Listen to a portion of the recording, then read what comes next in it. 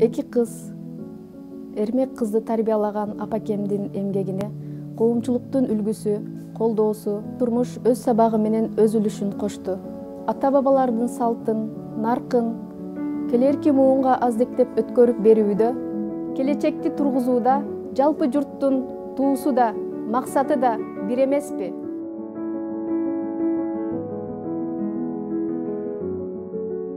Атамдан жоомарттыкты, чечкиндүүлүктү, марттыкты, тайманбастыкты үйрөнсөм, апамдан аял затына тиешелүү назиктикти, жароокерликти, мээримдүүлүктү үйрөнө алдым. Менин ата-энем чынчылдыкка, адилеттүүлүккө үйрөткөн. Тарбиянын өзөгү ошол. Баткенде бизде кыздарга өтө аяр мамиле жасайт. Кызды катып, аяп, көз түшүп калбасын, башка эркектерге көрүнбөсүн деген мамиле жасап келишкен. Түштүк жергесинин ушул айрыкча Баткен областынын өзгөчөлүктөрү мына ошондо болуш керек. Келечекке пайдам тие турган, коомго пайдам тие турган, адептүү, ыймандуу болуп тарбия көрдүм. Бир кезеги маалы келип калган учурда эле мындай эжени көрүп сиңдесөт, энесин көрүп кызын ал, барган жериңде эрин элдейсиң, жерин жердейсиң деген сыяктуу сөздөр менен тарбиялачу.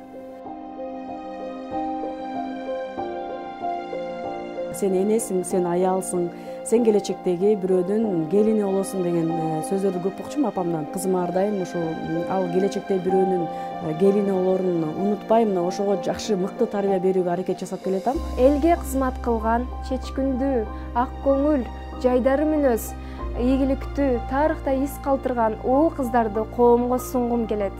Мен уул кыздарыма, келиндериме кыргыздын каада салтын, ыймандуулукту, чөйрөгө жакшы жагынан таасир этие турган кылып тарбия бердим. Балдарымды кыргыз элине адал эмгек, мээримин, жылуулугун берген намыскөй жаштарды, балдарымды тарбиялап жатам. Аты менен эненин урушкандагы, эркеткендагы ошо бул да тарбия, бул майдай жага турган нерсе. Ата-энелер келгилечи бири-бирөөбүздү урматтайлы, сыйлайлы, сүйөлү. Ошондо гана келечекте биздин балдарыбызга жакшы тарбия беребиз. Келечекте өзүбүздүн улутубуздун улуулугун, асылдыгын балдарга ыймандуу болуп, сабырдуу болгонду үйрөтүшүбүз керек. Эгер биз улууларды сыйлабасак, эгер улуулар кичүүлөргө ызаат көрсөтпөсө, анда мен ойлойм тарбия жоголгондугу мына ошондо болсо керек.